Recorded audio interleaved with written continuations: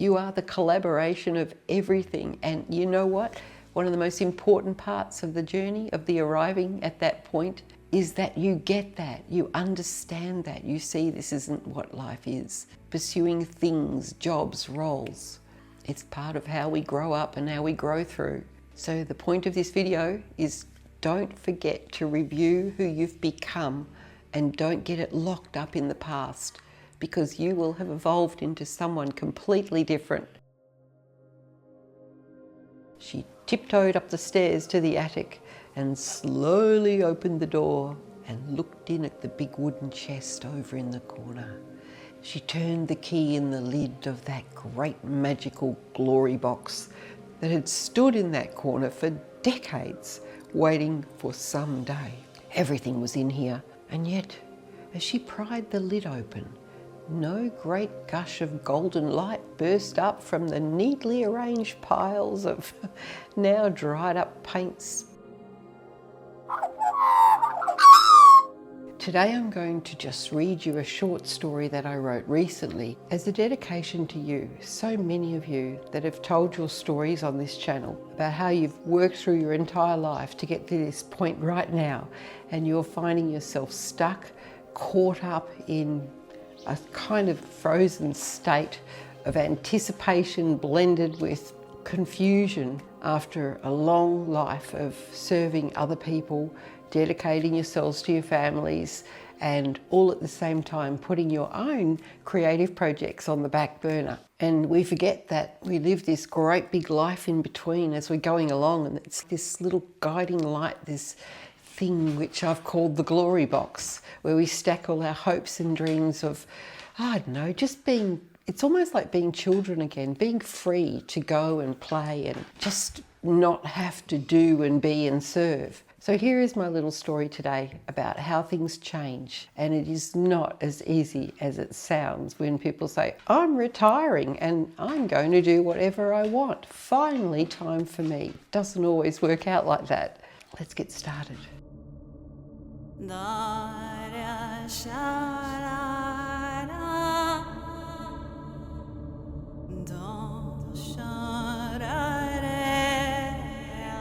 The glory box. She'd done the right thing all her life. She'd raised the children, but unlike her mother, she didn't get to stay at home and be a full-time mother. She was expected to do more. She was pushed to work with the child at the breast. She was guilted into work, and work was the only way her family could own a home and just make ends meet. No one could afford the luxury of being a mother alone. What an indulgence, she was told. She was made to be a hero for being able to do it all, though. Oh yes, there was plenty of praise, plenty of pop songs to assure her that she was a hero. I am woman, hear me roar and burn those bras. Women are just as good as men. Note the words, just as good. Why would we want to be the same?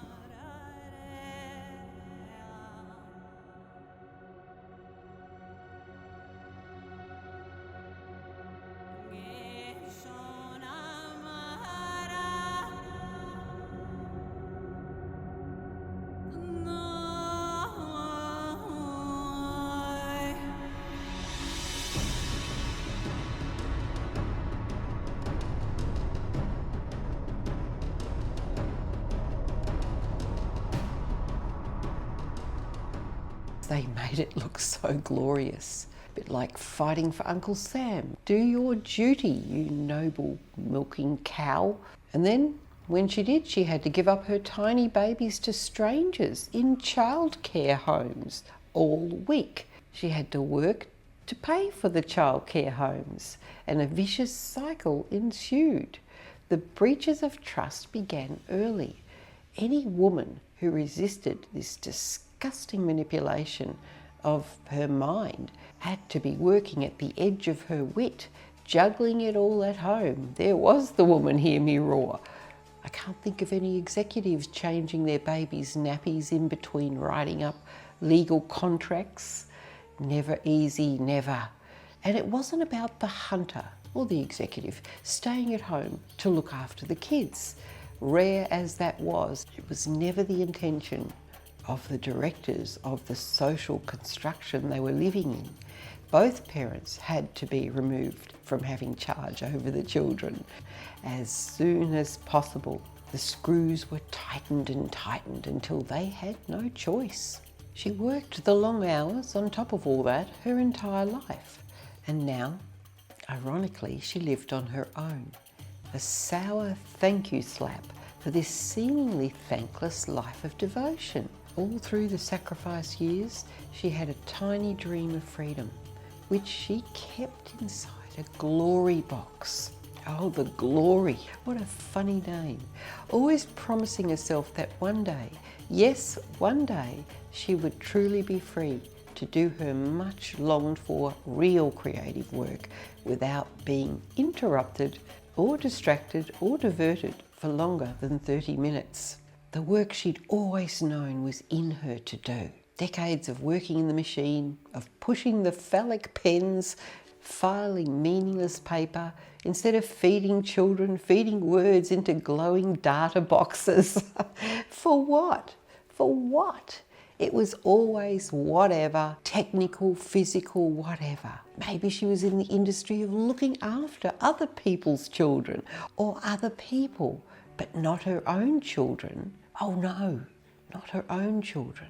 A skill in the world as a responsible citizen, as if she was a sexless robot trading her soul to slavery for a paycheck, which would be sucked up paying for a life sentence of slavery to a banker who made up a debt out of thin air so her family could have protection from the horrible world the same system built, the one that threatened them every day. Never mind about those people living in those communist countries that have to shuffle all their children into those big children places while they all go off to work in the factories. Oh no, we live in a democracy and you even get to vote. When she finally arrived at the gate of release from this long life sentence of duty, what was it called? Retirement. A release from prison. No matter what, it was finally time to do the things she'd promised herself all these years. And yet after all this, now in her early 60s, here she was, confused and confronted by a strange sense that the freedom was a trick, a mean and sinister trick, as if the joke was on her. Something was wrong. Initially, it was obvious what was wrong. Of course, she laughed it off. She hadn't predicted how this would feel. She hadn't seen this coming. It was hard to imagine. She'd longed for this, she really had. So she resigned herself to needing a few months to just sink into it. She'd finally got here. She wasn't going to stop now. A few weeks passed, a few months, then 6 months. And before she knew it, it was 12 months and she still hadn't opened that glory box. There was still something wrong. Her friends mentioned hormones. So she trotted off to the doctor and yeah, he confirmed that. The doctor prescribed enough junk to turn her into a racehorse. Uppers, downers, curlers, juices, sexy tablets, unsexy tablets. And she thought, I don't even have a husband anymore. Why do I need sexy tablets? And her sleep got worse. What was wrong with her? Oh, the neon lights. They were flashing all night and all day on her computer screen, on her phone. And the solutions popped up in her feed. Oh yes, look, a facelift. Maybe one of those would help. So she scoured all the lifted faces and inspected everything and played back before and after, and after a few months, she came to the realization that she did not give a flying hoot about a new face. A kind of low-grade panic hovered all the time. She went off for coffee with her friends, and the first thing they asked her was, "So, what have you been doing since you've retired?" So she made up something about doing some writing, cleaning, oh there's so much cleaning to catch up on, and gardens, oh the weeds, and all sorts of other nonsense. The panic was there now, every hour, including in her sleep, which she had none of anyway. the more she tried to hurry up and do what she had longed for all her life, the louder the noise of some invisible barrier became. Tick-tock, tick-tock. She stopped pretending to be busy and for days would sit staring at the wall until one too many tocks and she leapt up and said, "It's time." She tiptoed up the stairs to the attic and slowly opened the door and looked in at the big wooden chest over in the corner. She turned the key in the lid of that great magical glory box that had stood in that corner for decades, waiting for some day. Everything was in here, and yet, as she pried the lid open, no great gush of golden light burst up from the neatly arranged piles of now dried up paints, crushed brushes, shells, collected beads, craft stuff, even a violin, scribbled bits of memoirs, books to be read and written. The objects did not vibrate as she expected. They didn't shimmer, they didn't sing. The more she tried to sink into this time that she'd waited for her entire life, the more confusing it became, the more panic she felt. I should be hitting the ground running, she thought. Come on, get it together. God knows I've managed everyone else's needs around me for decades. I've kept them all nurtured, supported, fed, comfortable, safe and sane. From giving birth to all the babies, carrying kilos of them around on my hip, sleepless nights for years and years, cooking every meal, protecting my children from teachers and bullies and every other thing in the world, worrying too many times in the face of zero gratitude from others. Even later when they married and for some reason just turned away from me, from no bad deed of my own. It still didn't matter, did it? I will hold the light anyway.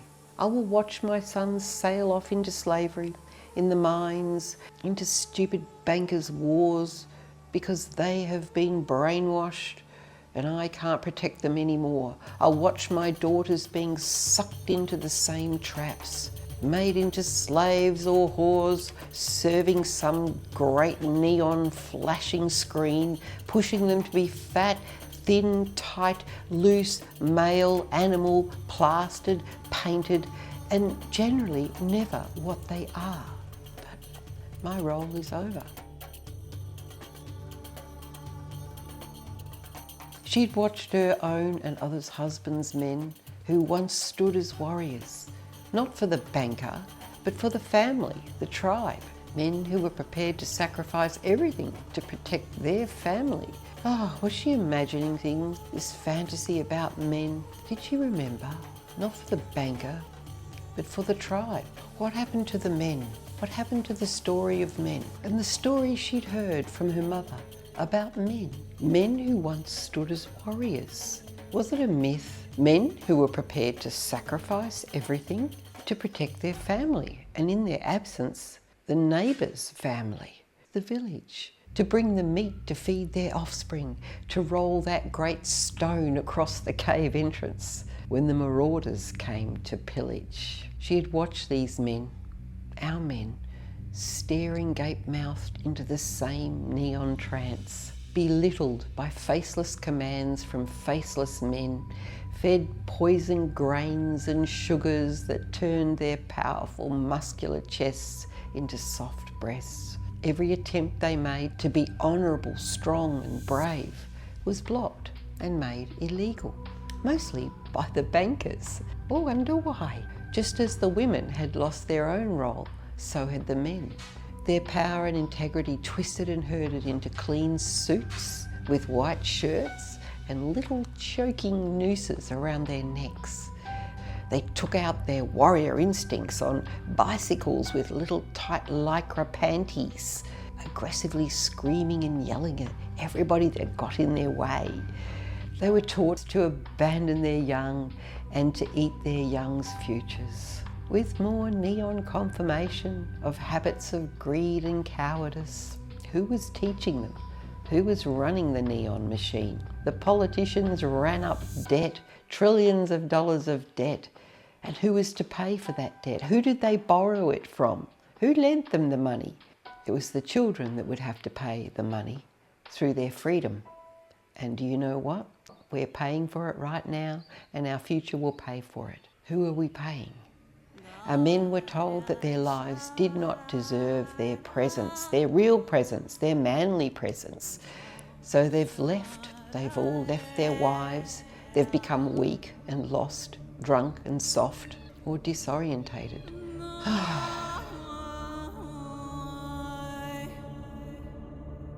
Now she was living alone. She looked down in the glory box, all those thoughts spinning around her head, and all the little trinkets in that box suddenly didn't look so glowy. She wondered, what are they? What are these things? She looked up at the window and saw a magpie land on the windowsill, and he started to warble, letting out a remarkable song. Magpies were always around, but today something was different. Was it a different magpie, or was it a different her? The song seemed to penetrate. A jukebox in her head started to roll, scrolling past layers of record memories, looking for this one. But why this one? It was from another time, long ago. She remembered the exact day. She must have been 12 or 13, maybe younger. The age didn't matter so much. The day did. She could smell the grass of that day. She could see across the paddock. She knew there was a cricket match, and she remembered where it was exactly. And that bird was singing the same song. It was the same bird. She remembered that on that day she said to herself, "I will remember this day forever." There was no particular special reason other than this recorded moment, as if someone just pressed record. A moment from her girlhood, when she had her whole life in front of her. She cast her eyes back down into the trunk of her own promises to herself, not to anyone else. These quiet, inanimate objects in a box. A box of things, pacifying trinkets, sparkling lures and novelties. She thought about the computer screen, the phone, the iPad. Trinkets and novelties, she thought. She looked back up at the magpie, who was now obsessively picking at the putty in the window frame, in between sitting back on his haunches and letting out another unique riff. She looked around at the walls and the room, which needed another coat of paint, the door, and then at the box again. The magpie continued his song. A silly thought crossed her mind. What's his life like? Where is he going? Why is he singing? Who is he singing to? She pulled the box lid down and it slammed shut, and she moved across to the window. The magpie took off. She watched him fly away. She turned around, placed her bottom on the windowsill to face the now dark room. Her eyes had bleached from the light. She counted the decades since that day on the grass, one finger at a time. 12, 22, 32, 42, 52, 62. 50 years had passed. Half a century. What is that box to me? Why am I measuring myself by it? What is it? Why am I so disappointed in myself because of a box? What is the box? Is it propaganda? She thought, laughing to herself. The weight of her lifetime of experience, all pivoting around this box as the end point, made her sit down on the floor as if it was a heavy bag. That's all. There was nothing in her mind about it except that it was heavy. She sat there for a whole hour with only the noise of the ceiling fan padding away softly and the 50 years of time in the bags. She didn't even think about a cup of tea the entire time. The end. Well, that's the end of my tale, and it is not a sad ending, I'm telling you right now. It seems like it is. It's just that thing where we place so much emphasis, so much power, so much weight on the expectations of some object, a thing, a screen, messages we're being pummeled with all the time. Propaganda. It all is propaganda. Even the promise. Spend your entire life working for someone else for some other reason that doesn't even make any sense. I'm sorry, but it's just how it is. And then at the end of it, you're offered more trinkets instead of coming home to yourself with this wisdom, with this matriarchal, meaningful, if you're a man, the same for you, the wise man. All this experience that you have gained, all these insights are nothing if you look into a box, into a promise that you've made yourself that really was based on something that might not be where you have now arrived at. We've got to review our lives after decades. We've got to review our dreams and visions and hopes. Our life experience is the actual reward. It's the gold. It is the glory box. And out of that comes something new, something not in that box, something new that you've got to give others. As a wise old man, wise old woman, our culture absolutely puts down this stage of life. They don't want you sharing your wisdom. They don't want you to tell your story. They don't want you to say what I've just said about the whole march through life. Lots of wonderful things. I've had a wonderful life with lots of dark things too. However, now where you arrive is not where you thought you would be, except for a few consistent things. And I hope you saw that through the Magpie, the song, the sense of place, and everything this woman described, her cynicism about her role through life, was all through the lens of getting to this glory box, this sacrifice that she's made to get to that box.